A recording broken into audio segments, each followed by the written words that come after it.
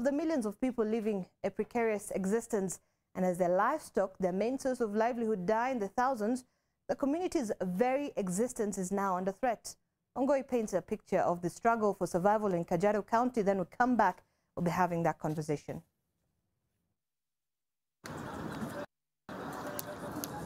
Since April this year, when the skies opened for a little while, the scorching sun has dried up most rivers and made the greens disappear into a dusty wilderness.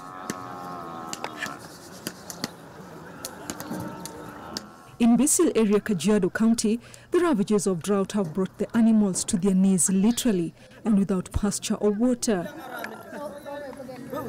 Herders with drought-struck emaciated cows are spending most of their time loading and transporting immobile herds to Kajiado's biggest cattle market and Basil slaughterhouse. Hundreds of livestock are visibly emaciated as the owners kept close watch, wondering their next move. Some too weak to even stand on their 4 feet. Simon Casino is struggling to keep his beloved animals and himself alive. He stands aloof, staring at his 2 cows kicking their last. The animals have gone without food and water for about a week. With despair written all over his face, Casino explains how he has lost his livestock since the onset of the dry spell in Basil. Mimi nilikuwa na ng'ombe 120 na sasa imebaki ng'ombe 20. Tumeleta ng'ombe 20 na 10 imekufa tayari, hii nyingine imelala hapa, yenye zinakufa kuna shimo iko pale zinatupwa. Sasa hii kama mimi kama mfungaji, hata ile hasara nimepata siwezi sema. Kwa sababu ukipata kama ng'ombe 120 na imebaki ng'ombe 20, hiyo ni milioni ngapi zimepotea. So sisi na bado hata ijanyesha, tuhesabu hiyo 20 imebaki. So tunaona kama si wafugaji tunaelekea mahali kama saa mwisho kabisa. Ezekiel Ntari has been staring at his animals motionlessly as they fight for life. For 30 minutes, the animals have been panting, fighting for breath due to hunger and thirst. Ng'ombe zile zimekufa, ambaye zangu zimekufa kabisa, ni zaidi ya ng'ombe 100. Na bado tunang'ang'ana tu, tunaomba Mungu. Ntari brought his remaining cows, but they are emaciated and cannot fetch good prices when sold. Sasa hapa niko na ng'ombe 10. Na naona Israeli kusingine siko hali si mzuri. Haezi tembea, unaona zinalala zote. Zile umeona nikiinua, hizo ni zile ng'ombe imelemea zinaelekea kufa. Hii kiangazi ilinikuta nikiwa na pesa yangu ya biashara kama 1,000,000. Nikashinda nikasungusha ng'ombe, nikapeleka mpaka Loitoktok kununua mashamba, kulipia nyasi, nikarudisha kupeleka mpaka karibu na huko Tanzania, tukarudisha tena na kulisha nyumbani. Hizo pesa zote sasa kama 1,000,000 na imechomeka. Ile 1,000,000 imekwisha, karudi kwenda kwa bank kukopa tena pesa nyingine kama karibu 1,000,000 na zote imeisha. Bernard Ole Esho was hoping to sell his 3 cows, but 2 died as he watched helplessly. This one was too emaciated that it had to be lifted.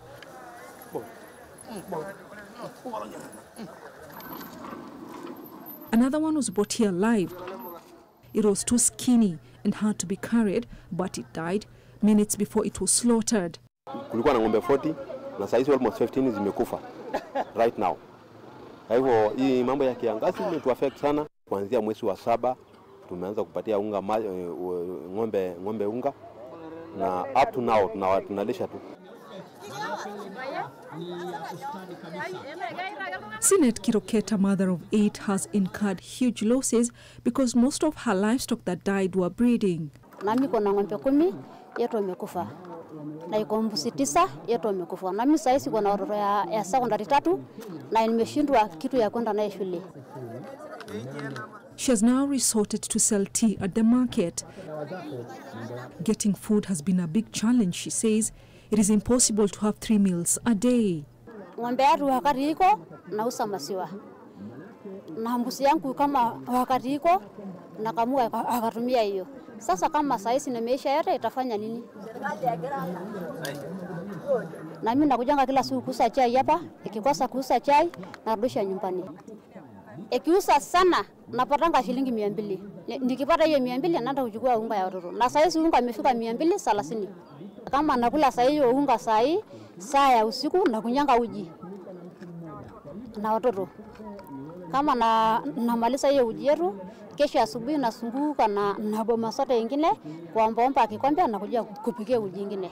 Herders here claim they have lost many livestock to the biting drought and have been forced to sell off weak animals at throwaway prices as they cannot afford pasture and animal feeds.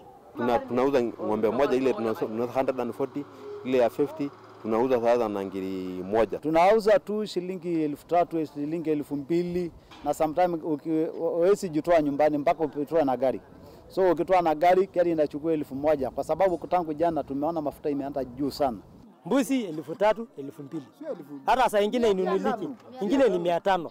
Ingine ni 500. Kama ng'ombe kama hii unapeleka Bama unaenda kuuza kilo 30.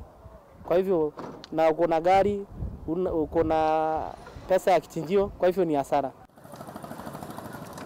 However, hay traders are enjoying a boom, selling a bale between 300 to 500 shillings. Dozens of lorries selling hay are placed in strategic locations in the vast county. Most herders are unable to buy grass for their large herds. Kwa hivyo nimegharimika sana 300,000, saa ingine 400,000, so kwa ajili ya nyasi.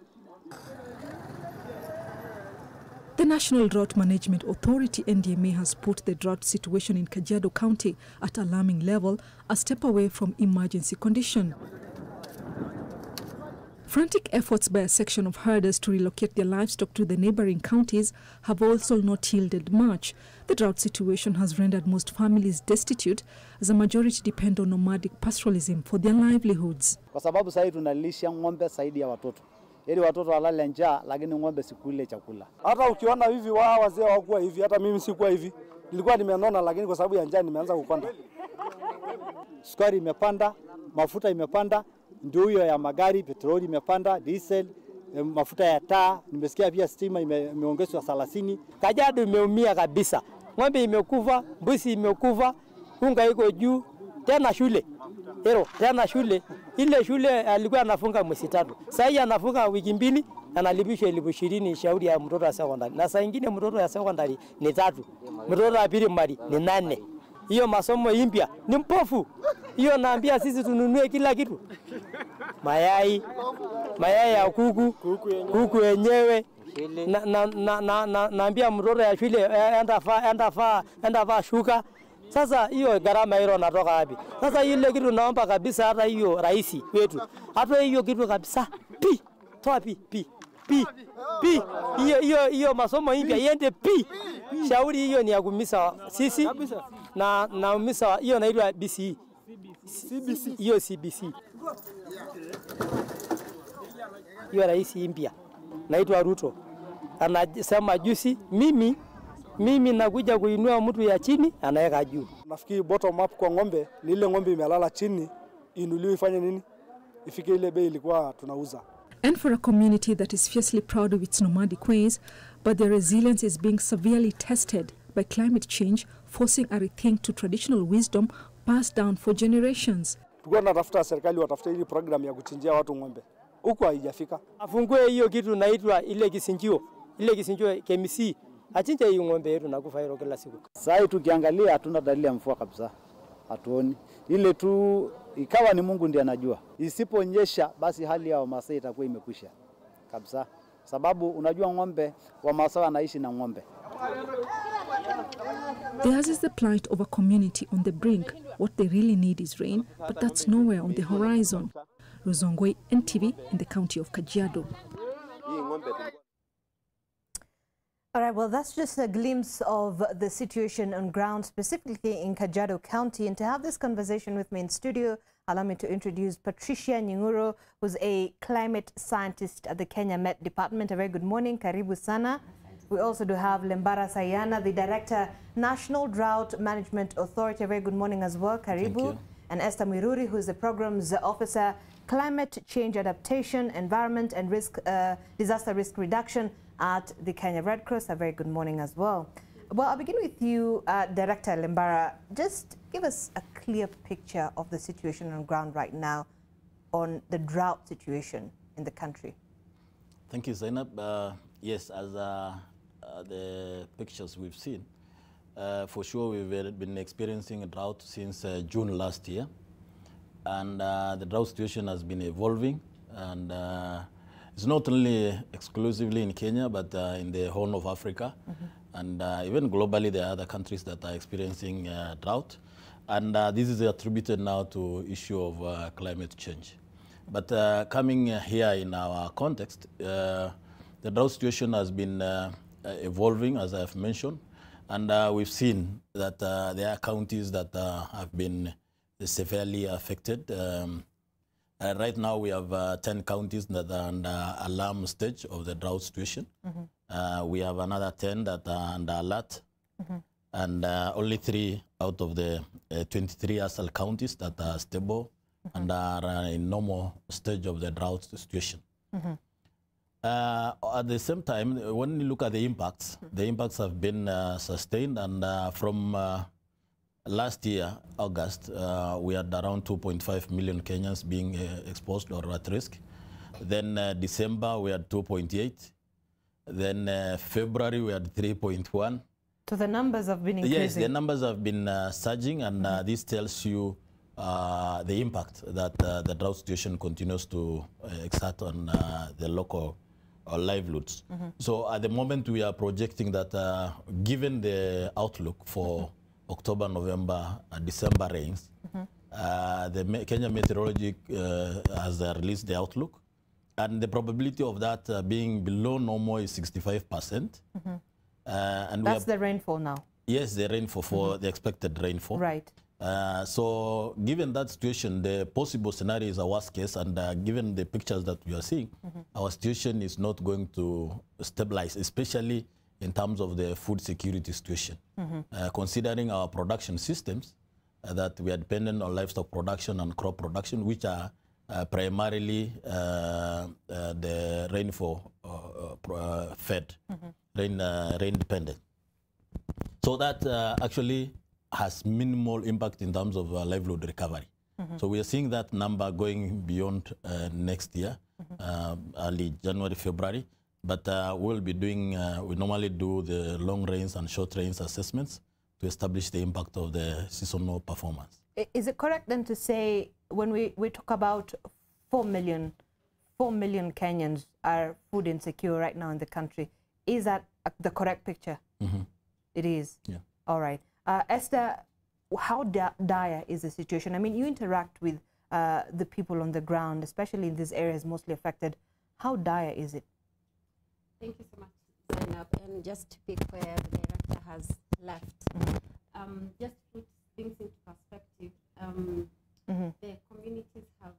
All right, I understand that we have a bit of an issue with your microphone, but we will be sorting that out, in a moment as we take a look at exactly, from the Red Cross perspective.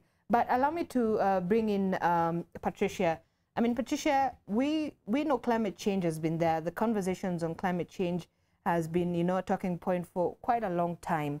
But really, when we talk about the impact of climate change on the current situation, on the environment right now, what do we mean?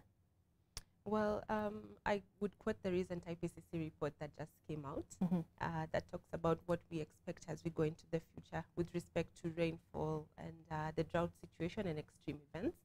So it clearly mentioned that the frequency and intensity, particularly of droughts, is expected to continue as we go into the future. And I think we don't even need to talk a lot about that. We don't need a lot of convincing within the Great Horn of Africa region, because like the director had said earlier, we've had consecutive failed rainfall seasons, and this has led to the drought situation that we're seeing. And it's one of the most prolonged we've had, particularly in the arid and semi-arid regions of the country. So definitely we are seeing the impacts of climate change as early as now, and projections show it's not going to get better. Like, we expect more frequent and more intense droughts as we go into the future. All right. I mean, Director, when we talk about drought classification in phases, you're talking about alarm stage, you're talking about, normal stage within a certain reasonable, scale.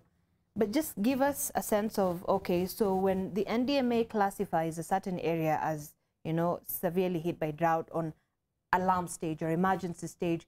Just give us a breakdown of exactly what that means so that we can understand, all right, so we have 20 counties are in alarm stage. Should we be, you know, like over the moon trying to find out exactly what we need to do?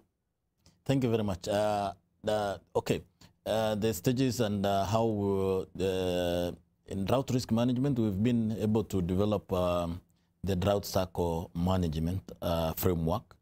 And the framework has classified 5 stages.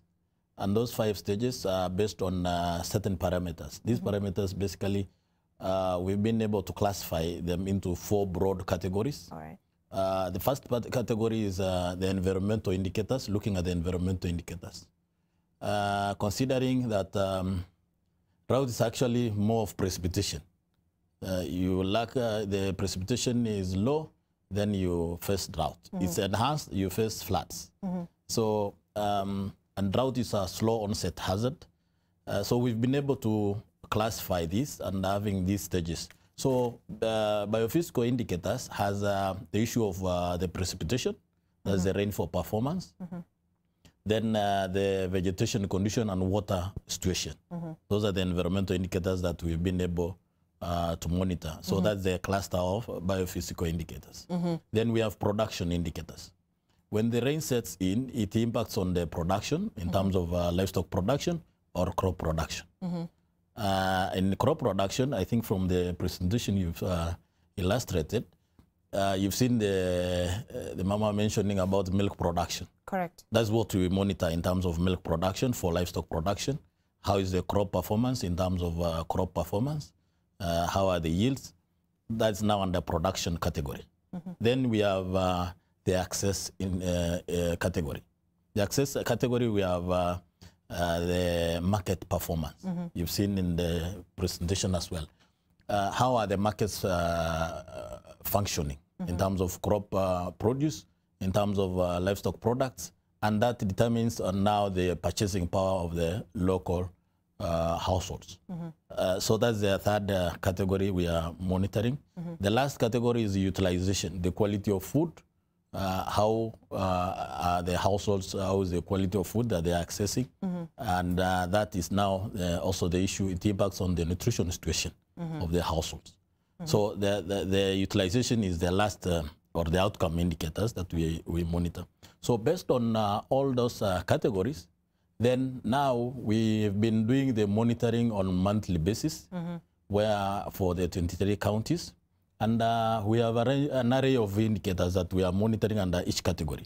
So looking at that, the analysis now will be able to give us that this county is under this phase. Okay. But then what I also want to put as a disclaimer is that the same county cannot be homogeneous.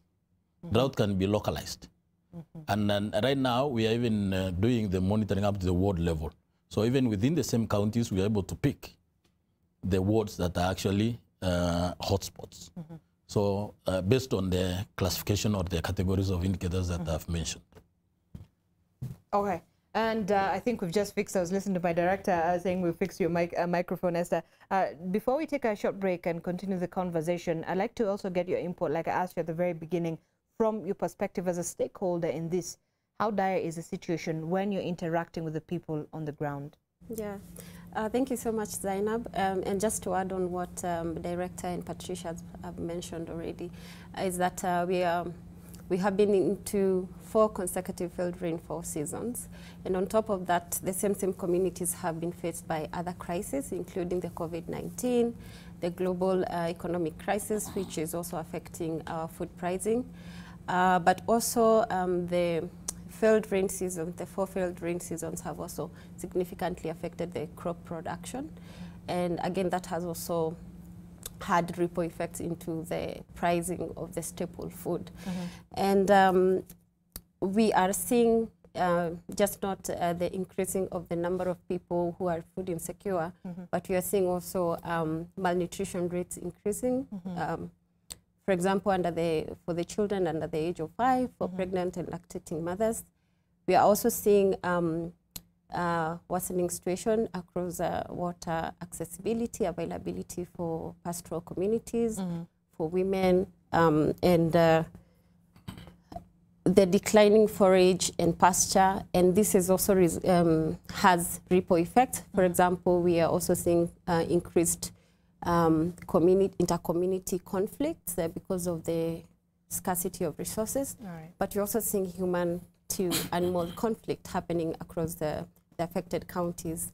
And with the current projection of the oncoming OND season, that is October, November, December season, the situation is projected to even impact more people. We are talking about around 4.35 million people. I mean, and DMA is what the outlook shows, what a projection of below normal rainfall. So that's quite dire.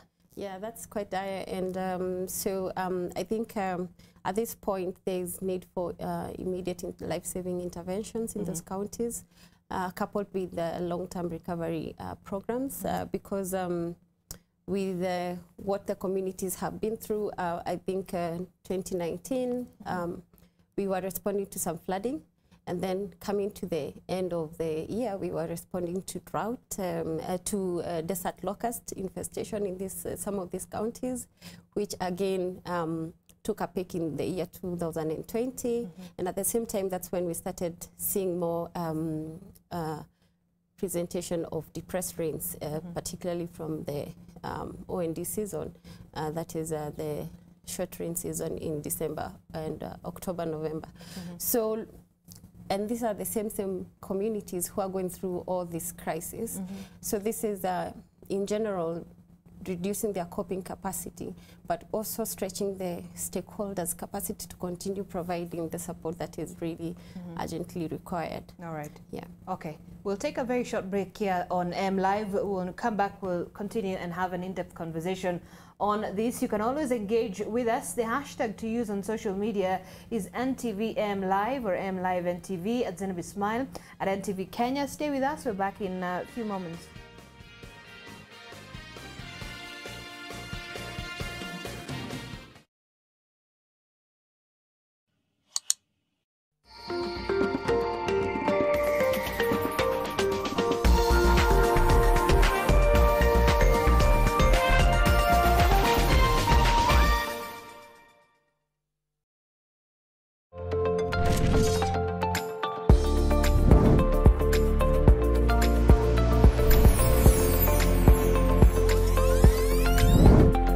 In the informal markets, on the financial markets. Hey, beba, here's how to make the money.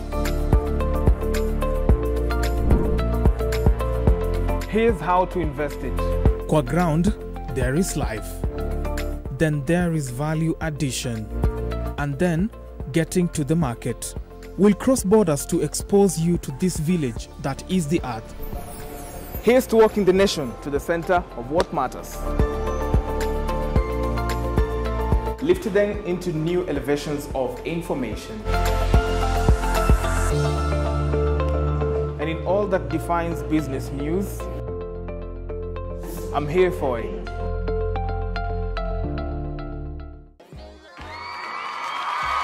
Nation FM is the home of good music.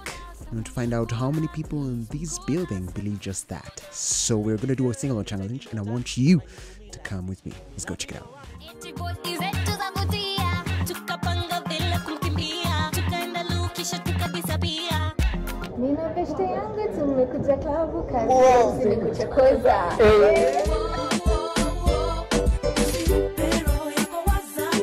Wapi tofauti yako na sina noma naye. Hey, oh. Tumekuja chokoza. Welcome to the NBA Finals. Now this is a celebration. The finals, when 60-foot prayer can get answered at the buzzer. It's more like 61 feet. I mean, you gotta be great from game 1 and game 7. Because when the champagne stops popping, does anybody know what's left? Legendary status, my man. Yes, Dirk. Exactly. Oh my greatness. Dave, this line is not going down, and you're burning up. But I'll sort you out, my friend. See that barrier? Go for it. Yeah.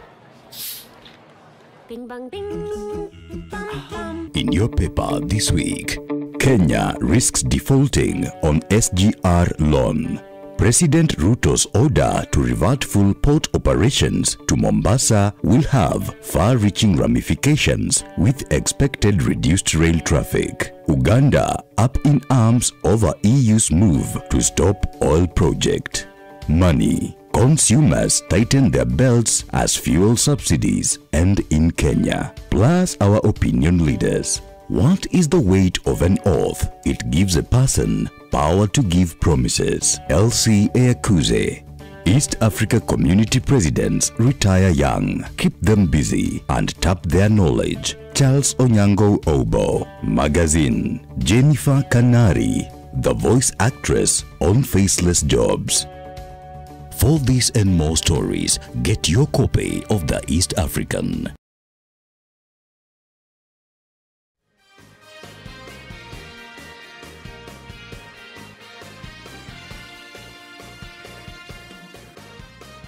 All right, thank you so much for staying with us. You're watching M Live on NTV. We're having a discussion and just looking at the current state of drought in the country. About 4 million Kenyans are food insecure, classified as food insecure right now. So that is quite a dire situation indeed. And I mean, Patricia, you're a climate scientist and looking at, the climate trends in the country, in the continent as well, and globally. Maybe just give us a sense of what are some of the factors that have contributed to where we are now from a climate, a situation perspective. Thank you. So maybe we can look at what the drivers are of what we are currently seeing and what we've seen over the past few seasons. And so what we attribute the current outlook to, which is mostly the eastern part of the country facing below normal or highly depressed rainfall. And only a portion within the western is expected to have high rainfall amounts, or rather normal rainfall amounts, is mainly driven by the Indian Ocean dipole. And currently we are seeing it's negative. And so this is because of the sea surface temperatures over the Indian Ocean and the sea surface temperatures over the Pacific Ocean. Now, as climate continues to change and global warming really takes its hold, sea surface temperatures are impacted, and therefore the drivers of the weather that we see within our regions are actually affected. So projections show, short-term projections show that up to February, we still are within the neutral to negative Indian Ocean dipole, which for East Africa means reduced rainfall. And even the La Nina situation is up to February is still expected to go heading towards neutral, which again combined the two mean reduced rainfall or drought situation is expected to continue. And so these are some of the things that, according to projections and what global models are showing us, are an impact of climate change. And as the sea surface temperatures continue to either warm or the regimes change and the circulations change, and this directly impacts our weather within East Africa. So you can directly actually attribute the fact that we're witnessing this drought situation to what is happening, with climate change? Well, we would have to carry out an attribution study to accurately say that, but the indicators are there that indicate that it could be as a result of climate change. Yeah. All right. I mean, Director NDMA, when we're looking at adaptation and you listen to the livestock farmers, you listen to the other farmers across the country talk about how they have been heavily affected by the current situation. Perhaps just give us a sense of really when it comes to adaptation to the changes within the climate, how can farmers work around that? And because this is not just a one-day thing that can be able to change. How do you adapt? And is that the only solution that we have? Thank you very much. The issue of adaptation, and at the moment the discussion is about disaster risk management and climate change adaptation. Okay. Globally in the agenda in terms of disaster risk management. So for us and as a country, we are looking at it proactively in terms of as she has mentioned, the issue of climate change is real and it's affecting the local economy and devastating the livelihoods. So what is happening is that we've been working on programming, proactively looking at risk reduction from the perspective of climate proofing. how do we work and design our programs that it appreciates the risks that are associated with climate change.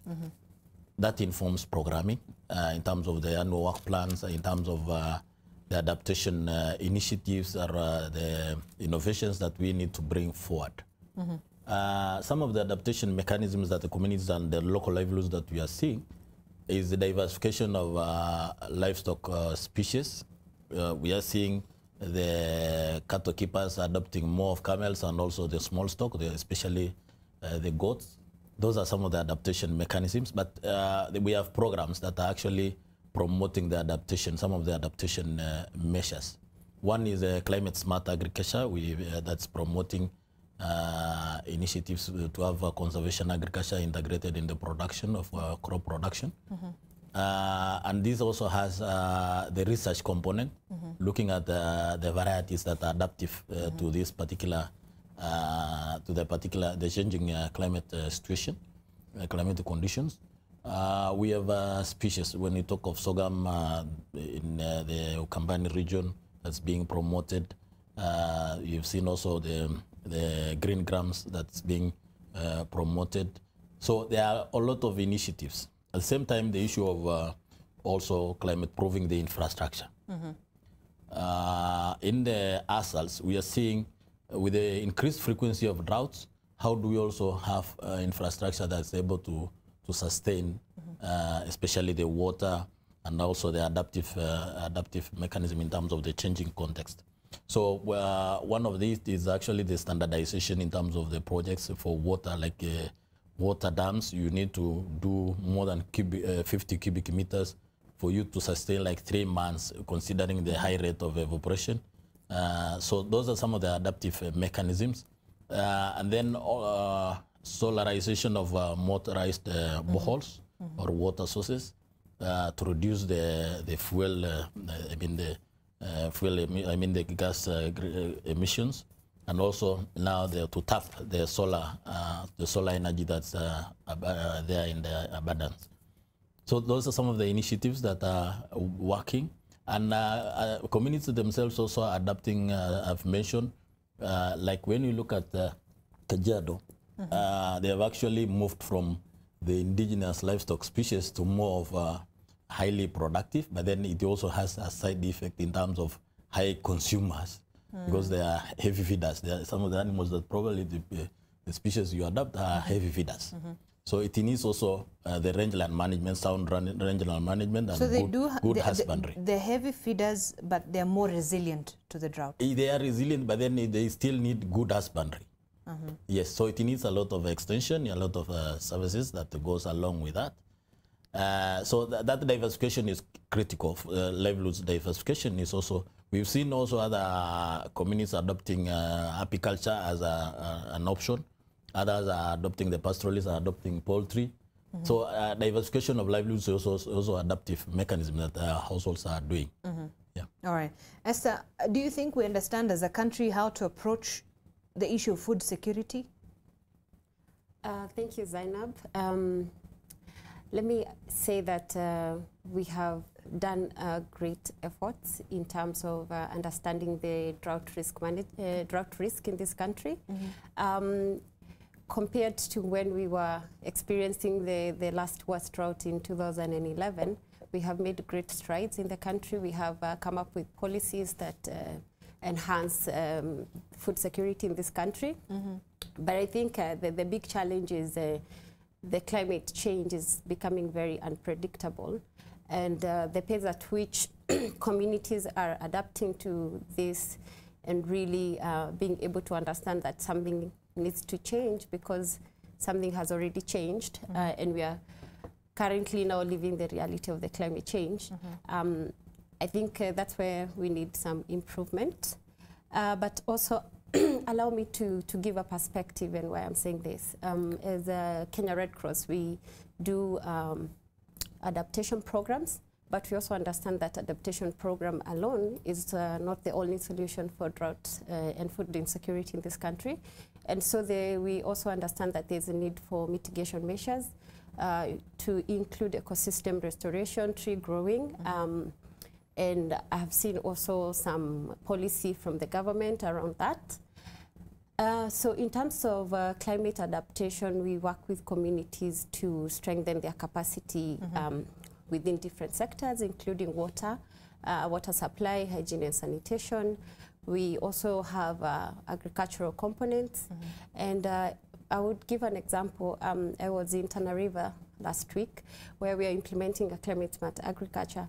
And one of the most impressing story I had to hear from the community was two of the groups we are currently supporting, farmers groups, had to totally change their livelihood because they are primarily pastoralist communities. But because of the situation currently in the ground, they had to change to do some farming. And we are also seeing women also coming very strongly, and inclusion within the decision making at the household level, because traditionally, and we know that women and girls are the most severely affected by the impact of climate change. And this is because of the traditional roles borne upon the women to go look for water, to take care of the family. And with that, it brings a lot of protection risks for the women. And so when we see some of these programs actually give an opportunity to women to actually be able to own land and be productive member of the society, be part of the decision making, that is very impressive, and it's something that can be implemented elsewhere. So in terms of understanding the food security as a country, coming back to your question, I think there's really good understanding. But there are challenges around resource availability, for example, to do long-term programming, and also the fact that we still need to bridge the gap between understanding of climate information, particularly within the community level. So when we say we are expecting below normal rainfall and we are talking to a mama in the village, it's very hard for them to understand what impacts do they have. They wouldn't understand, you know, that situation from that particular perspective. So you have to break it down to them to give them an understanding of this is why we're here. And as an organization, and of course working with the KMD and NDMA and other government line ministries, including the agriculture and livestock ministries, we've been working to really downscale the early warning information from KMD and advisories to the community, so that they can be able to really understand what do we mean when we are saying we are going to receive depressed rainfall, and what is it that they need to do. So and does it work? Does it work on the ground? It does work because KMD now releases like a 3-month forecast, which is actually co-produced by us, the partners, and we're able to co-develop like advisories for each sector.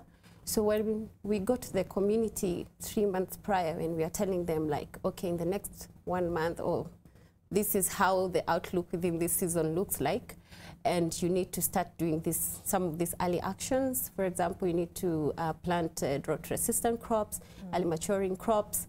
We also, from the stakeholders' perspective, we need to input a lot of maybe interventions, for example, rehabilitation of strategic water boreholes within the community, providing awareness creation around hygiene and sanitation, because what we have realized is that whenever we have droughts or we have floods, we will eventually end up with waterborne diseases outbreaks within the community because of either contamination of the water sources and availability of the water sources. So there are layers and layers of the impacts of these holes. It's not just a quick, straight, impact. I mean, there's so many things. It's a whole complicated, wide range issues. And unfortunately, again, at this particular time, we are seeing part of the country is experiencing the drought situation, really dry conditions, and it's worsening. But also, some part of this country is also experiencing flooding. And it is a situation that I think the scientists are telling us we need to brave ourselves. Correct. And I was actually getting to that, and Patricia was in my mind. So on one end, we have, temperatures rising, some parts of the country getting extremely hot, and the drought is, at that particular level. Then there's this interesting phenomenon where we're also saying, apart from flooding, I mean, the water, levels are rising in some parts of this country. Like you have, what is it, Lake Nakuru, you have Lake Baringo as well. Yeah. Exactly what does this mean? Well, it's very interesting because Kenya is not homogeneous in terms of how it receives the climatology. Right. So we have highland areas, and actually the highlands west of the Rift Valley have a regime that is quite different from what we see in the east, and the drivers are different. So for example, over the western parts of the country, during the June to August, they have a rainfall season. And this is rainfall that comes from the from Congo Basin. And the drivers for the eastern is the easterly winds. So because we have such a diverse climatology throughout the country, then we can expect such a varied response to the various drivers. And like was mentioned earlier, as the Met Department, we are working within each county. So we are decentralized. We have county directors in those regions, and they co-produce advisories based on what we produce at the national level. They downscale it to the county level, and then they work with the stakeholders, local stakeholders, to be able to make plans up to 3 months in advance. So whatever they anticipate, they plan for it, and then they are able to adapt and even prepare for it. And we also work with indigenous knowledge. So we have communities who have histories on years and years of knowledge and climate information that they have been using. And so we look at what they have and what we have, marry this, and the uptake is really, really good. And so right now, as the Met Department, and together with our partners, NDMA, Red Cross, and many others, we're able to help communities to adapt better to the rapid changes that we are seeing. All right. Yeah. And is it safe to say, or is it correct to say that Africa is actually bearing the brunt of, the global climate emergency that we're facing? Yes. It is true. Right. The recent report that I quoted earlier says the highest number of vulnerability hotspots to climate change are in Africa, and East Africa is actually one of them. All right. And this is despite, and the Horn of Africa, that is. And the Horn of Africa, correct. Yeah. And this is despite Africa being the least emitters of greenhouse gases. But because climate, what you emit doesn't just impact you, because climate is global. Therefore, we face the impacts, and also because our vulnerability is high. And our adaptive capacity is relatively low because of a number of factors, then we really bear the brunt of climate change. All right. Director, we will actually be having COP27, the climate summit in Egypt in November this year, I believe. What's at stake for Kenya, if not Africa? The issue of is a global agenda, basically looking at, and it has been a hot discussion about the developed countries emitting greenhouse gases and the bearer of that, the impact in terms when it comes to climate change impact is more expressed and experienced in the least developed countries. Yes, so Kenya is not exclusive, and that's the discussion. What is at stake is actually the lives of the citizens. We are seeing the impacts, how the impacts are actually driving households to the poverty levels, to destitution. In terms of be it floods, like we have now Lake Baringo, and we have communities that are displaced in Lake Baringo. Correct. They've become destitute. We have, you've seen also now we are talking of 4.3 million Kenyans being threatened by food insecurity. This is the issue, and these are the impacts that we are bearing as a result of global warming and the discussion that is going to be in COP27. So that's the agenda, and that's the issue that we'll be tabling as a country. But then now, just quickly also... But can we be able to track the commitments we've made in COP26 so far, and track where we are right now? Yes, we've and I know in other forums now we have the NDCs as a nation we've developed, and then the NAP review of our National Action Plan is also happening. So a lot of reviews and is happening now before the COP27 happens, and the reflection on the key milestones that we've achieved as a country since the COP26. So yes, that's being worked out, and the discussions and the key agenda when it comes now to negotiations, because now the COP27 will have the negotiation component. So we are tabling how, as a country, that we are bearing heavy impacts of climate change. Drought being one of them, the issue of floods, quite a number of risks that are we are exposed to. Quickly on the issue of food security. I think she has mentioned, and my two colleagues have mentioned the issue of food insecurity. It's becoming a big agenda, and we, as a country, we are looking at the issue of climate change. And it's not only as a country, but even at the region. How is the climate change now informing food security policies?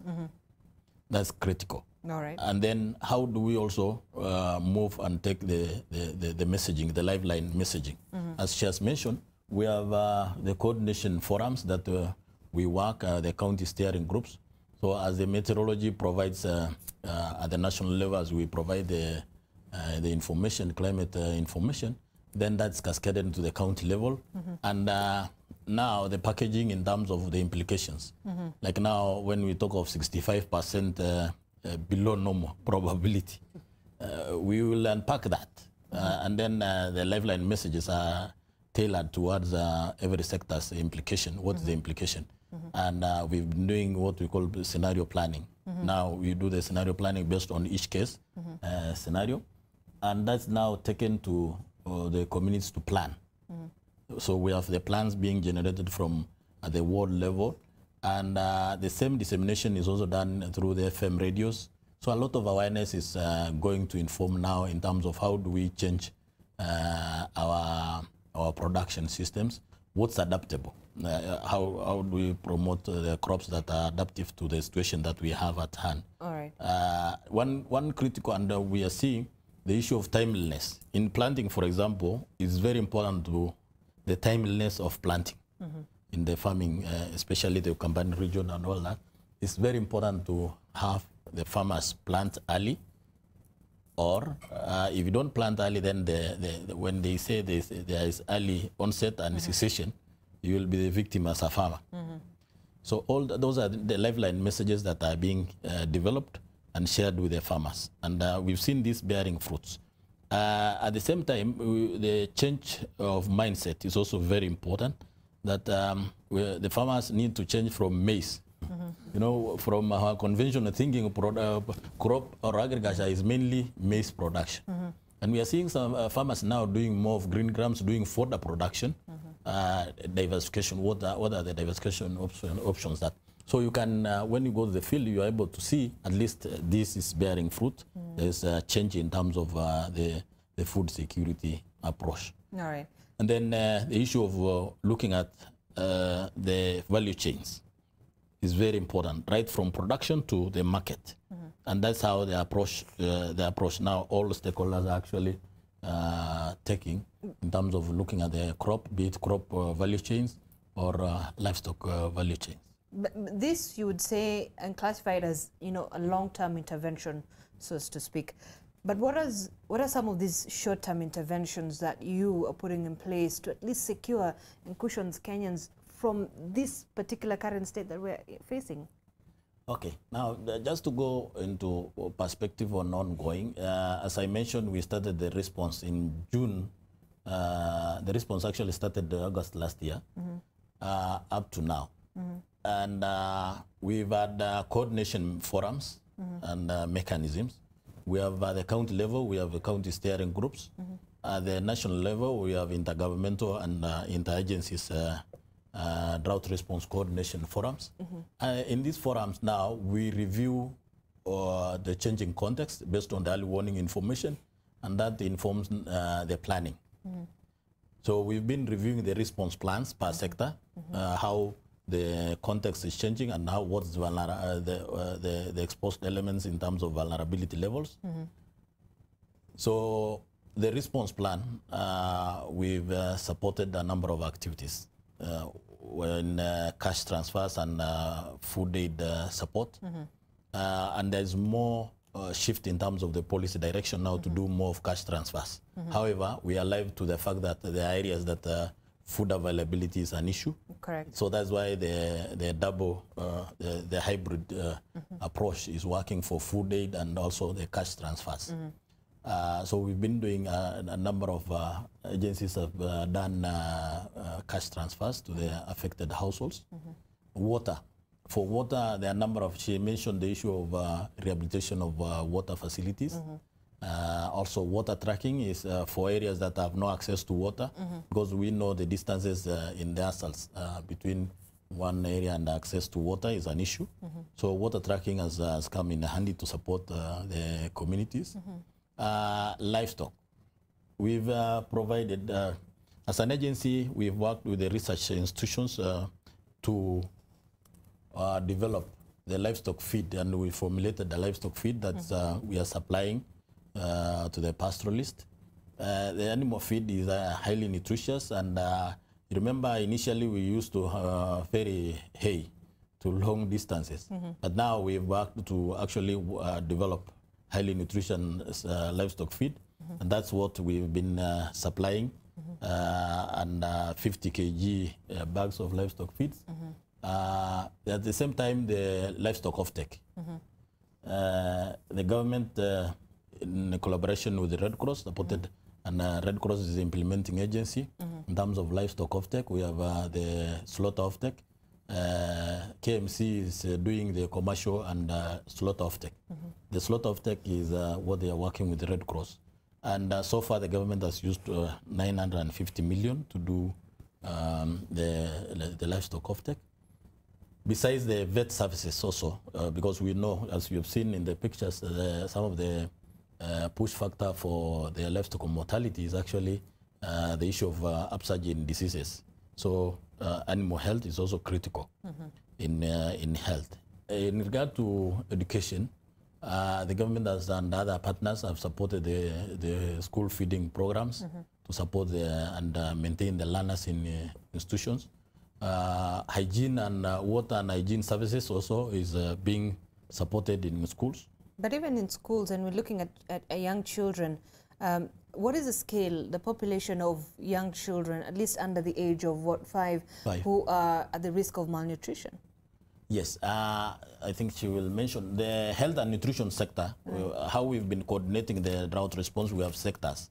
And the health and nutrition sector has identified ECD centers as one of the areas. And we have the monitoring mechanism on the nutrition levels.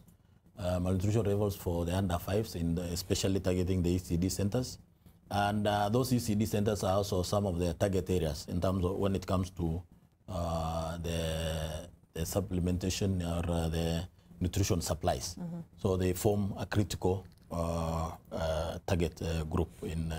So the health and nutrition sector has been factoring in this in their plans, and they have been implementing. And then the other sector that's also affected, and we've been implementing the programs, is peace and security. We know as pastoralists concentrate and compete for resources, the competition over resources results to insecurity or competition. Is it the same that, you know, the situation that we've seen, at least in the past couple of months, where we've seen, you know, communities, you know, engaged in conflict because of resources? This is certainly attributed to, you know, the drought situation, correct? Yes, we have, what happens is there is tension, and when the drought situation occurs, pastoralists tend to move, and they move to other areas. And if the water resources become scarce, so the conflicts are bound to happen as they compete over the same resource. The same for pasture resources. So conflicts are common, and when we are in the drought situation, we've worked with the national government agency, the administration, to coordinate peace and security meetings, and also to have the resource use agreements, such that as the pastoralists move, they're able to have access and control, access and control in those resource use areas. So those are the ongoing interventions. Now, given the situation and the context, and also the projection, we are working with the government and other agencies to scale up the interventions across the sectors. Because we are seeing the numbers. We've been dealing with 3.5 million. Now we are dealing with over 4 million. That means now there's increase. We scale up the numbers. We scale up probably even the amounts of cash transfers. So all the models, some models are being worked out to see, to inform scalability mechanism for cash transfers and also other interventions, be it in water, be it in livestock, be it, we are looking at the scalability mechanism across the interventions. All right. Let me get, Esther also adding on to that as well. I mean, I asked a question earlier on. I also want to get your perspective on the same in terms of, tracking the commitments we are making in terms of adapting to climate change and where we are. And you can also perhaps just pick up on the interventions in place right now. Yeah, thank you so much, Zainab. I think, as the director mentioned, this country has the National Adaptation Action Plans, climate change plans, which have also been very keen in forming our programming. So, because we are guided by the national policies and the guidelines produced by the government, and those are the documents we use when we are doing our actual programming at the community level. So I would say with our programming approach and looking at the guiding documents and policies, we can be able to track our commitment. But allow me to just say something about the upcoming COP. I think there is need for commitment from the global level, especially when it comes to funding the adaptation interventions, particularly now because we've been talking about, this is coming. Now we are living the reality. So we need to, and when you look at the most contributing countries in terms of global emissions, it's not Africa, but we are facing the brunt of it. So at these meetings, again, we need to see that commitment from the global leaders to see how they can put in some resources to help communities adapt, because things communities are really suffering. The vulnerability is increasing. The technology to adapt is not affordable to the local community. So we really need that commitment and really try to make some progress around loss and damage within the conference. Coming back to what we are doing, Kenya Red Cross has been very key partner with the government and other stakeholders. And we are a member of the coordination mechanisms from the national level, the Kenya Food Security Steering Group, the DRM platform, and also at the county level, we also part of the county steering group coordination mechanism, and different other sectors, including the food security, health. We also co-chair the cash working group, both at the national level and at the county level. Same with the WASH Forum, which is water, sanitation, and hygiene. And we are committed to continue working with the government and our stakeholders to really reach the most vulnerable. So in the same breath, allow me to mention that we've been working closely with the government and NDMA to undertake the destocking or our livestock offtake across 13 counties now. And we are hoping that we can be able to scale up that exercise, including other humanitarian assistance interventions, such as food distribution, which we have been undertaking. We've also been doing cash and voucher assistance, and we are seeing that this is a more dignified way of empowering the community to really make decisions about what they really need, and not necessarily for us as actors or humanitarian agencies to decide what is best for them. But we also have some processes involved, including market feasibility, functionality of markets, and that's why, as the director had mentioned, we also have both modalities of cash voucher assistance, but also food aid. We are also having... But is it working? All these interventions, really amazing on paper, but is it working when Kenyans are saying, look, this is really hard? this is really hard on us. Yeah, it is working, because I think at the point when we are going to do the response, the emergency response, and providing this kind of assistance is actually life-saving, because the capacity of the community has really been depleted. So I think these interventions are really to help the communities go through this hard situation. But we are, coupling that up with early recovery programs or interventions, which now include like the adaptive capacity interventions, like working with community for long-term interventions to do maybe agroforestry, where the intercrop crop farming and fruit farming, diversifying their livelihoods, including maybe apiculture, poultry farming, and really helping them to shift their mind in terms of their livelihood Would you be able to track that mind shift of a scale? Let's give it 10 years. So 10 years ago in Marsabit County, they're just focusing on livestock rearing.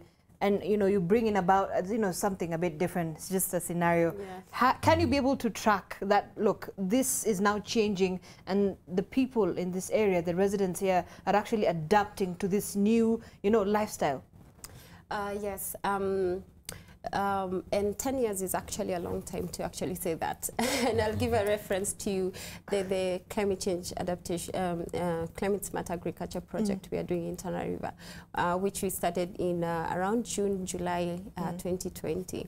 And in this project, we have components of agroforestry, we have crop farming, introducing early maturing crops, we have water supply component where we are helping community to bring water to their farms, training them on conservation agriculture, and really shifting their mind towards diversifying even their crops, being able to undertake fruit farming, for example, fruit tree farming into their farms.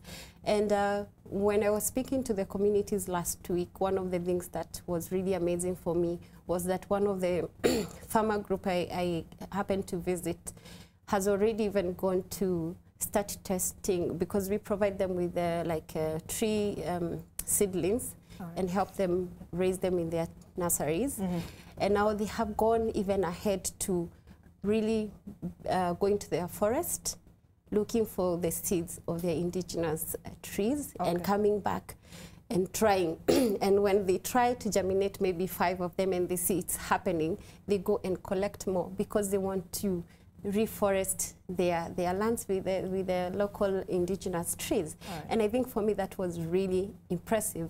And also one of the things that was also striking for me was the fact that agroforestry farming was not a thing in Tana River County, and farmers are actually... So now we're seeing that change? Yes. All right. Yeah. So I think there's really need a lot of capacity building, awareness creation, education for farmers to really understand why they need to change the way they're doing things. All right. And I think that is a really long-term engagement with farmers, because it's really hard for human nature to really change what they are doing. But it takes a long time to be able to shift that and consistency, mindset. and really working with community, being patient with them, even when they fail. Working with them, really demonstrating where the things are working. For example, we even provide exchange visits so that they can go and see what other farmers are doing. They can be able to see what is happening in different other regions. Okay, and we'll come back and continue with that. We have to take another yet short break, but the conversation continues in a short while. Stay with us. The hashtag to use, I can see a lot of responses as well to this conversation. That is AM Live, NTV at NTV Kenya. We'll be back in a moment.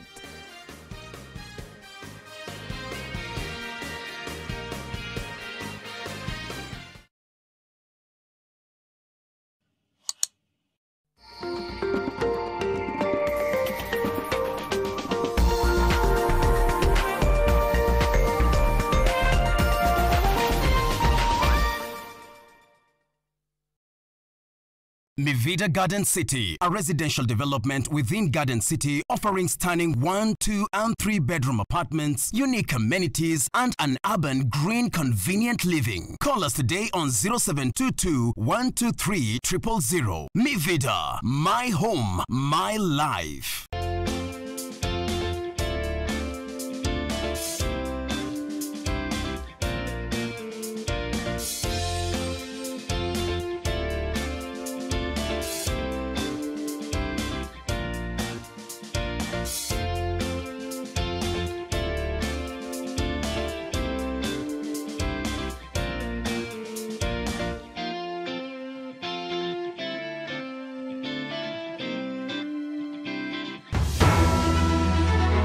They say that the aim of a constitutional democracy is to safeguard the rights of the minority while avoiding the tyranny of the majority.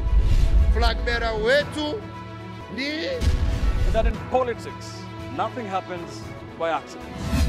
Nani alisaidia Uhuru Kenyatta 2013 akawa rais? Opinion is the medium between knowledge and ignorance. Raila anaweza kwa projects. As we as a fourth estate come in to separate the wheat from the chaff, fact from fiction. Dissecting for you the biggest political and governance issues in the Republic in the way only we can.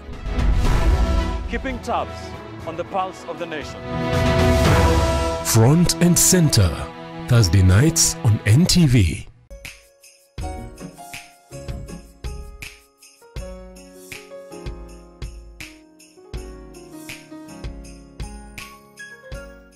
Your generosity imesaidia kuignite a love for reading in our children. Nunua any Cadbury Story Edition packs, scan QR code, na generously share your homegrown story. Cadbury, there's a glass and a half in everyone.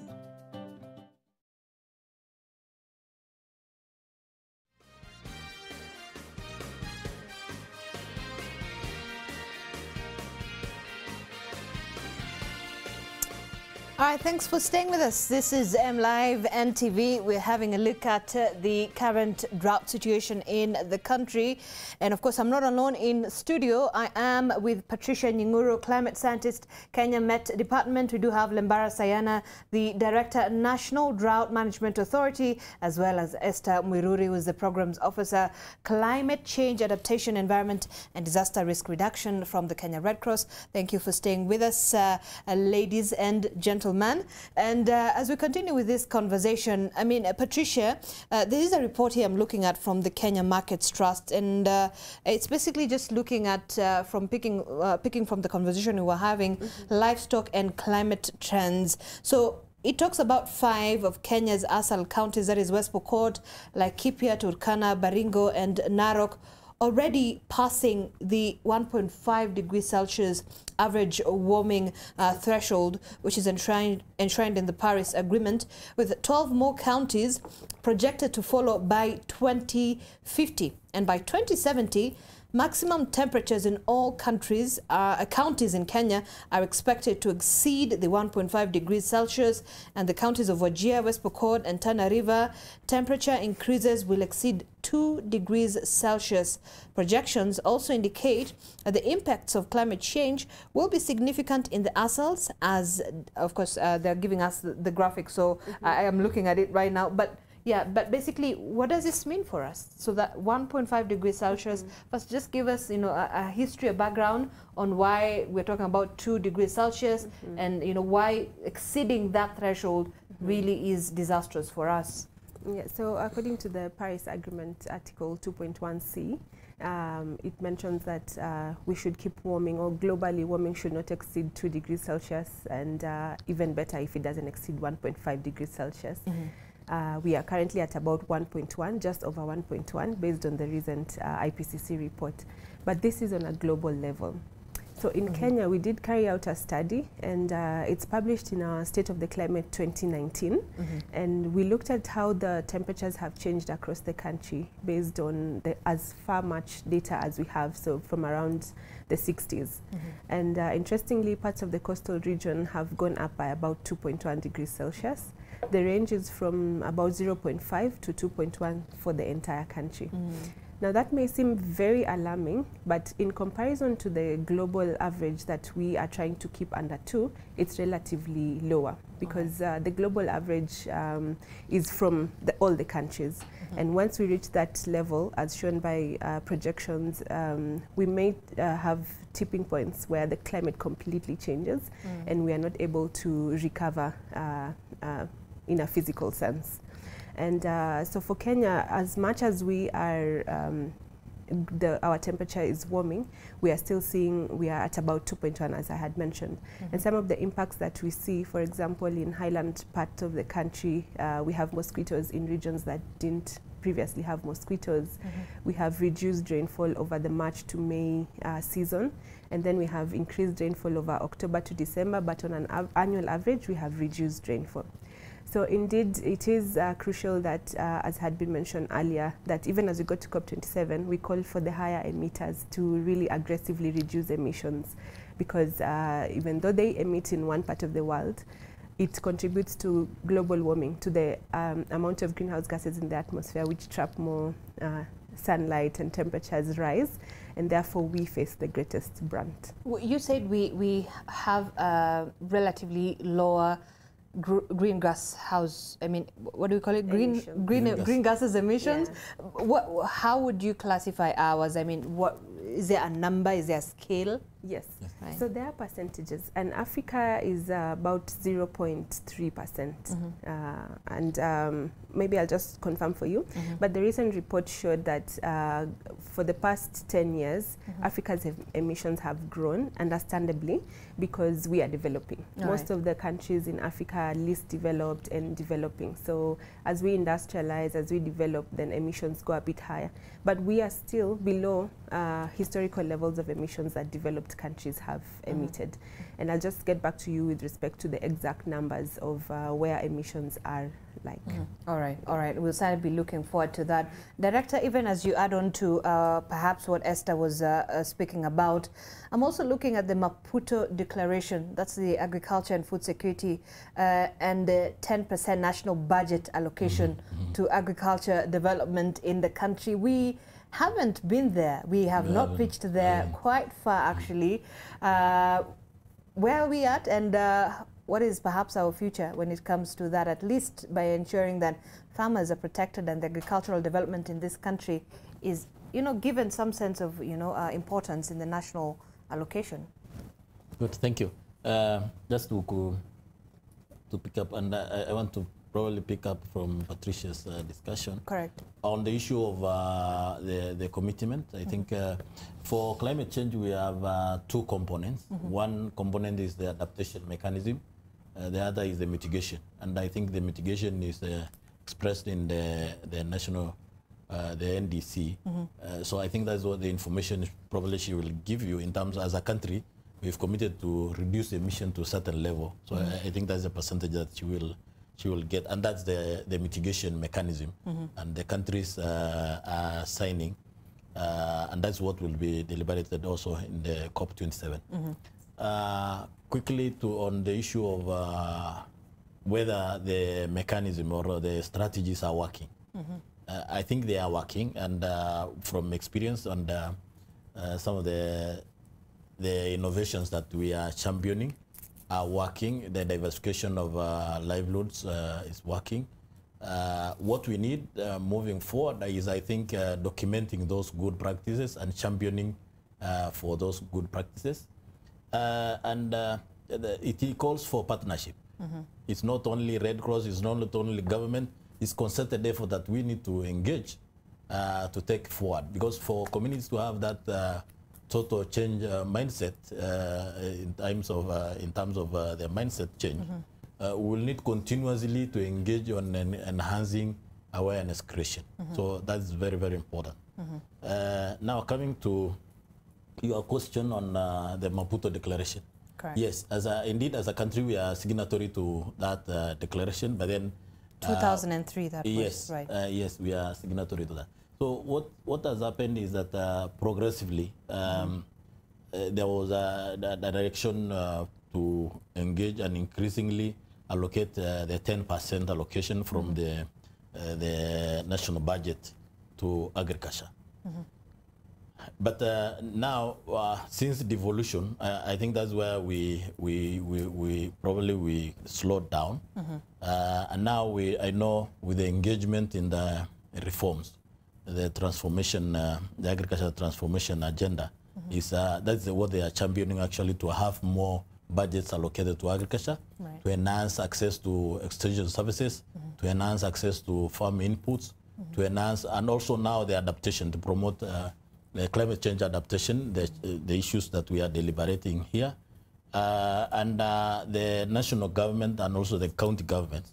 So these are the agenda that we are working on, the agencies are working to basically integrate and move forward.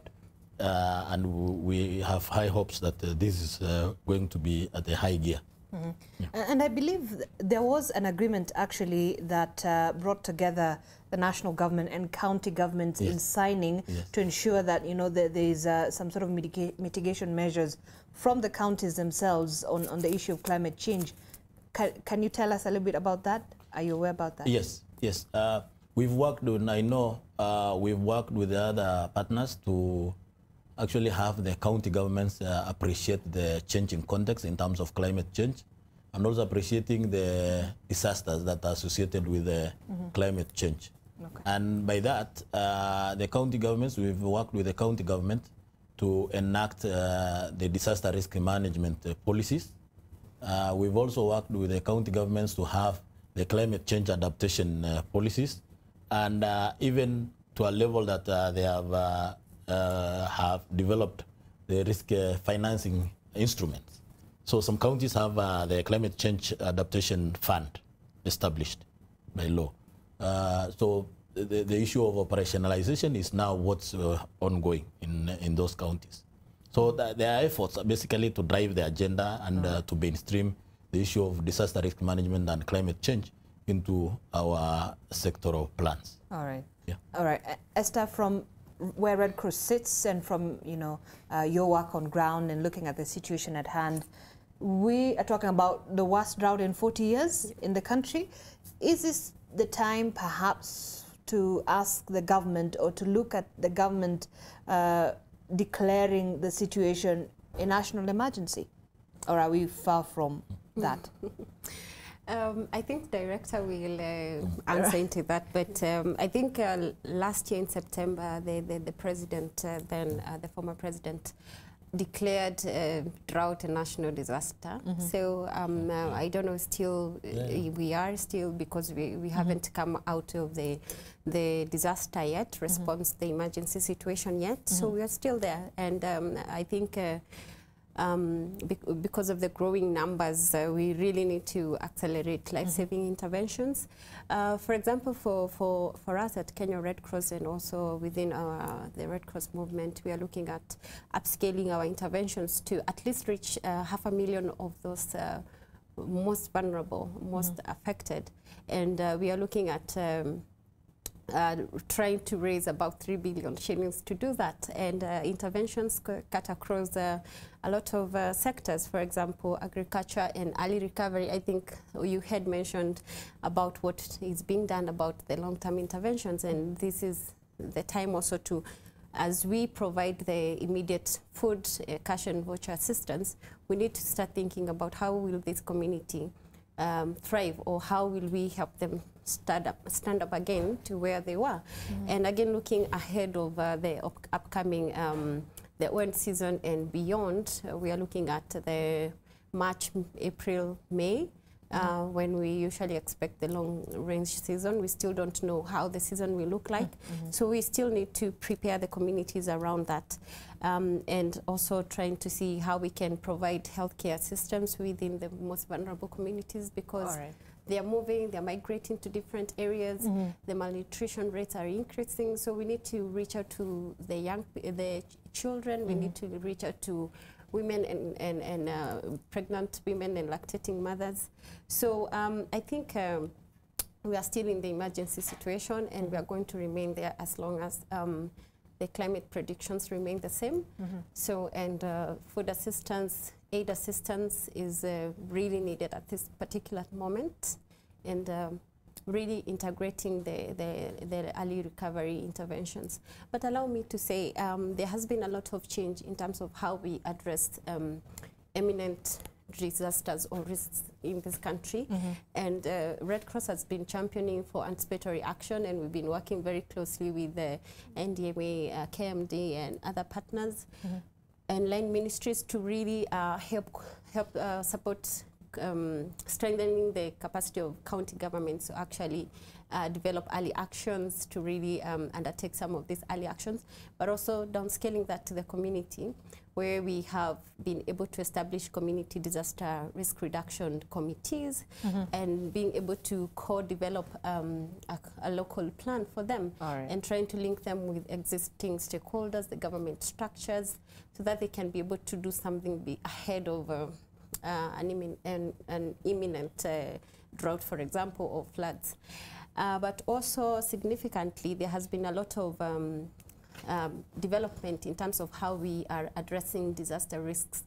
I think previously we have been looking at one disaster, for example, it's drought, and we are addressing the drought. But we are not addressing the underlying risks around drought, cascading effects, and secondary disasters. It should be a holistic approach to this situation. It should be a holistic approach, because disasters affect, like drought, for example, it is affecting very high-sensitive, climate-sensitive sectors. So when it comes to addressing the drought risk, we are not only looking at the numbers and giving them food. We are looking at how do they have access to water? Do they have access to health facilities? Are their livelihoods secured? So that's why we need to have an integrated approach, bringing together different line ministries who have different mandates. And there has been a lot of efforts to really bring coherence around the policies and the plans of different departments, so that they can be able to speak to each other and complement each other. All right. Patricia, just looking at the projected climate trends, and we will be having the summit, that is COP27 here in Africa. In closing remarks, what should we be concerned with? What is the most important thing that a Kenyan who's watching right now should understand when it comes to the current state that we're facing? So let me just start with the figures I promised you. Yes. So in terms of greenhouse gas emissions, Kenya is 0.1% so far, which is really low, and Africa about 3.8%. Okay. And Kenya, the government is really committed towards mitigating climate change, and 32% is what we have committed in our nationally determined contribution. And this is across all the sectors that are emitters in industry, energy, and so forth. And also the government is working to become net zero in the energy sector as soon as possible, so that we use more renewable and we emit less into the atmosphere. Now, as we go into COP27, as much as we are contributing to the mitigation conversation, our priority as Kenya and as African countries is adaptation. And carrying on from COP26 and the discussion, subsidiary body meetings, the global goal and adaptation is something that should be operationalized, because it will enable developing countries to face the impacts that we see coming in a more adequate way, so increasing our resilience and reducing vulnerability. And also a facility on loss and damage is a conversation that we've had for many years, and for many years it has been driven by small island developing states, but African countries are coming on board, and because already we can see from the drought that we've had, losses that the people have faced are really great, and some of these would take years to recoup. And so a loss and damage facility would be very useful going into the future. And for a local Kenyan, do your part in contributing to reduction of greenhouse gases. And from a meteorologist's perspective, use the weather information as best as you can to be able to safeguard your life and your livelihood on a day-to-day basis. All right, fantastic note to end. And Director, perhaps I'll give you just, literally just 10 to 20 seconds to give your closing remarks and moving forward. And should we be declaring this a national disaster at this point? Okay, first of all, and what Madam has mentioned, the issue of declaration. To me, that's not, because the declaration in September last year by His Excellency the President still stands, and so we're still within the emergency. Yes, we've been operating situation for over 1 year in drought response mode. Okay.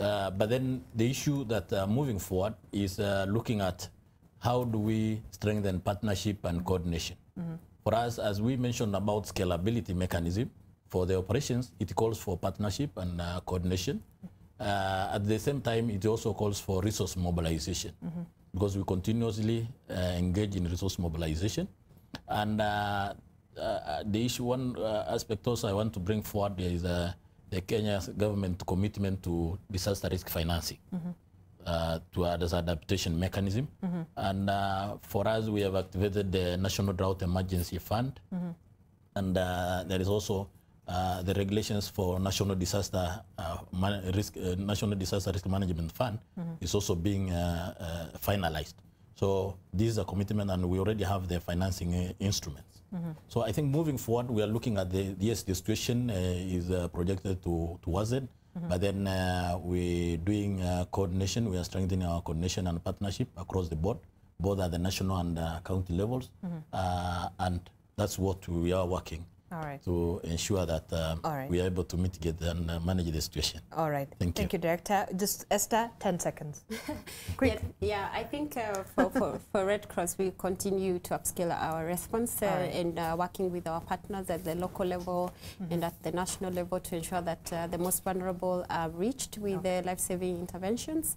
And I think also the Kenyans to call upon them to really enhance maybe mitigation measures and adaptation capacity within their own local, whatever they can be able to do. And also to say that we have a toll-free line, so in case of any emergency, Kenyans can be able to call in, and that is 1199, which is within our emergency operations center, and we can be able to take in any emergency. Any emergency from drought to, you know, anything that would be classified as emergency. Yeah, including offering free counseling and mental health interventions. So it's open for that, and it's toll-free. Fantastic. Thank you so much. Patricia Nyinguru, Climate Scientist, Kenya Meteorological Department, Lembara Sayana, the Director, National Drought Management Authority, as well as Esther Mwiruri, the Programs Officer, Climate Change, Adaptation, Environment and Disaster Risk Reduction from the Kenya Red Cross. Thank you so much, ladies and gentlemen, for coming to have this conversation. We certainly hope